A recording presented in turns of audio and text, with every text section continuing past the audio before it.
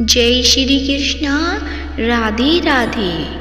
आज शनिवार है तो प्रिय भक्तजनों, आज की इस वीडियो में आप सुनेंगे शनिवार व्रत कथा। शनिदेव न्याय के देवता कहे जाते हैं। शनिदेव को ग्रहों का राजा भी कहा जाता है।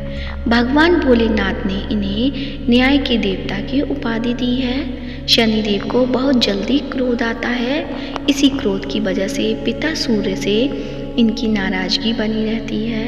इनके क्रोध से सभी बचने की कोशिश करते हैं, वरना व्यक्ति पर मुसीबतों का पहाड़ टूट पड़ता है। इसलिए इन्हें प्रसन्न करने के लिए शनिवार व्रत रखा जाता है।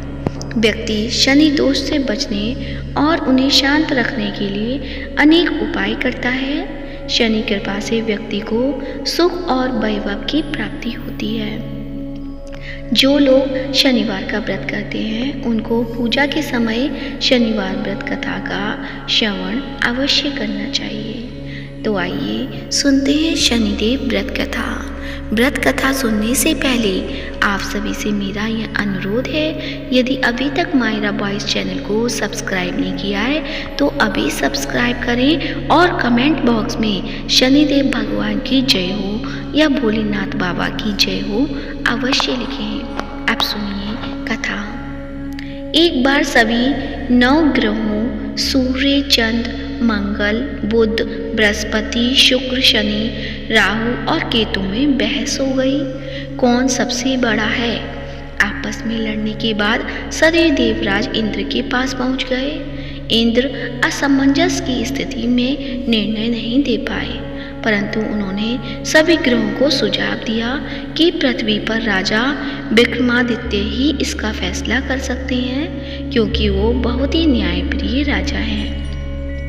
सभी पृथ्वी पर राजा विक्रमादित्य के पास गए और अपने आने का कारण बताया। राजा उनकी समस्या को सुनकर बहुत परेशान हो गए। उनका चिंतित होना लाजमी था, क्योंकि जिसको भी किसी से छोटा बताया तो वही गुस्सा कर जाएगा। राजा के काफी सोच विचार के बाद उन्हें एक उपाय सूझा। उन्होंने सुवर्ण, रजत, कांस्य, पीतल, सीसा, रांगा, जस्ता, अब्रिक और लोह से 9 सिंहासन का निर्माण करवाया। उन्हें उपयुक्त क्रम में रख दिया गया। सबसे निवेदन किया गया कि क्रमानुसार सिंहासन पर आसन ग्रहण करें। शर्त रखी गई कि जो सबसे अंतिम में सिंहासन पर आसन ग्रहण करेगा वही सबसे छोटा माना जाएगा, जिसकी वजह से शनिदेव सबसे बाद में आसन प्राप्त कर सके और सबसे छोटे कहलाए। क्रोध के आवेश में आकर शनिदेव ने सोचा कि राजा ने यह सब जानबूझकर किया है। कोपित होकर राजा से कहा कि राजा, तुम मुझे नहीं जानता। सूर्य एक ऐसी राशि में 1 महीना, चंद्रमा 2.25 महीने और 2 दिन, मंगल 1.5 महीना, बृहस्पति 13 महीने, बुध और शुक्र 1-1 महीने विचरण करते हैं, लेकिन मैं 2.5 से 7.5 साल तक रहता हूँ। मैंने बड़े बड़े का विनाश किया है। श्री राम की 7.5 आने पर उन्हें जंगल जंगल भटकना पड़ा और रावण की आने पर लंका को बंदरों की सेना से परास्त होना पड़ा। क्रोधित शनिदेव ने राजा से कहा कि अब आपको सावधान रहने की जरूरत है। इतना कहकर शनिदेव कुपित अवस्था में वहां से चले गए। समय गुजरता गया और कालचक्र का पहिया घूमते हुए राजा की 7.5 आ ही गई। तब शनिदेव घोड़ों का सौदागर बनकर राजा के राज्य में गए। उनके साथ अच्छे नस्ल के बहुत सारे घोड़े थे। जब राजा को सौदागर के घोड़ों का पता चला तो अश्वपाल को अच्छे घोड़े खरीदने के लिए भेजा। अश्वपाल ने कई अच्छे घोड़े खरीदे। इसके अलावा सौदागर ने उपहार स्वरूप एक सर्वोत्तम नस्ल के घोड़े को राजा की सवारी हेतु दिया। राजा विक्रमादित्य जैसे ही उस घोड़े पर बैठे वह सरपट वन की ओर भागने लगा। जंगल के अंदर पहुंचकर वह गायब हो गया। भूखा प्यासा की स्थिति में राजा जंगल में भटकते रहे। अचानक उन्हें एक ग्वाला दिखाई दिया जिसने राजा की प्यास बुझाई। राजा ने प्रसन्नता में उसे अपनी अंगूठी देकर नगर की तरफ चले गए। वहाँ एक सेठ की दुकान पर पहुंचकर उन्होंने जल पिया और अपना नाम बीका बताया।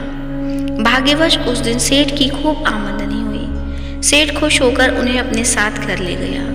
सेठ के घर में खूंटी पर एक हार टंगा था, जिसको खूंटी निकल रही थी। कुछ ही देर में हार पूरी तरह से गायब हो गया। सेठ वापस आया तो हार गायब था। उसे लगा कि बीका ने ही उसे चुराया है। सेठ ने बीका को कोतवाल से पकड़वा दिया और दंड स्वरूप राजा उसे चोर समझकर हार पैर कटवा दिया। अपंग अवस्था में उसे नगर के बाहर फेंक दिया गया। तभी वहाँ से एक तेली निकल रहा था, जिसको बीका पर दया आ गई। उसने बीका को अपनी गाड़ी में बैठा लिया। बीका अपनी जीभ से बैलों को हाँकने लगा। कुछ समय पश्चात राजा की शनि दशा समाप्त हो गई। वर्षा काल आने पर बीका मल्हार गाने लगा। एक नगर की राजकुमारी मन भावनी ने मल्हार सुनकर मन ही मन प्रण कर लिया कि जो भी इस राग को गा रहा है वो उसी से विवाह करेगी। उन्होंने दासियों को खोजने के लिए भेजा, परंतु वापस आकर उन सभी ने बताया कि वह एक अपंग आदमी है। राजकुमारी यह जानकर भी नहीं मानी और अगले दिन ही वह अनशन पर बैठ गई। जब लाख समझाने पर राजकुमारी नहीं मानी, तब राजा ने उस तेली को बुलवा भेजा और बीका से विवाह की तैयारी करने के लिए कहा। बीका से राजकुमारी का विवाह हो गया। एक दिन बीका के स्वप्न में शनिदेव ने आकर कहा कि देखा राजन, तुमने मुझे छोटा बताकर कितना दुख झेला है। राजा ने क्षमा मांगते हुए हाथ जोड़कर कहा कि हे शनिदेव, जैसा दुख मुझे दिया है किसी और को ऐसा दुख मत देना। शनिदेव इस विनती को मान गए और कहा कि मेरे व्रत और कथा से तुम्हारे सारे कष्ट दूर हो जाएंगे। जो भी नित्य मेरा ध्यान करेगा और चींटियों को आटा डालेगा, उसकी सारी मनोकामना पूर्ण हो जाएगी। शनिदेव ने राजा को हाथ पैर भी वापस दिए। दूसरे दिन जब सुबह राजकुमारी की आँख खुली तो वह आश्चर्यचकित हो गई। बीका ने मन भावनी को बताया कि वह उज्जैन का राजा विक्रमादित्य है। मन भावनी खुशी से फूले नहीं समा रही थी। राजा और नगरवासी सभी अत्यंत प्रसन्न हुए। सेठ ने जब यह सुना तो वह पैरों पर गिरकर क्षमा मांगने लगे। राजा ने कहा कि यह सब शनिदेव के कोप का प्रभाव था और इसमें किसी का कोई दोष नहीं है। सेठ ने निवेदन करते हुए कहा कि मुझे शांति तभी मिलेगी जब आप मेरे घर चलकर भोजन करेंगे। सेठ ने कई प्रकार के व्यंजनों से राजा का सत्कार किया। जब राजा भोजन कर रहे थे तभी जो खूंटी पर हार निकल गई थी वही अब उसे उगल रही थी। सेठ ने अनेक मोहरे देकर राजा का धन्यवाद किया और अपनी कन्या श्री कौरी से पाणी ग्रहण का निवेदन किया। राजा ने सहज स्वीकार कर लिया। राजा अपनी दोनों रानियों मन भावनी और श्री कौरी को लेकर उज्जैन नगरी लौट आए। सारे नगर में दीपमाला और खुशी मनाई। राजा ने घोषणा करते हुए कहा कि मैंने शनिदेव को सबसे छोटा बताया था, लेकिन असल में वही सर्वोपरि है। तब से सारे राज्य में शनिदेव की पूजा और कथा नियमित होने लगी। सारी प्रजा के बीच खुशी और आनंद का वातावरण बन गया। शनिदेव के व्रत की कथा जो भी सुनता या पढ़ता है या सुनाता है उसके सारे दुख दूर हो जाते हैं।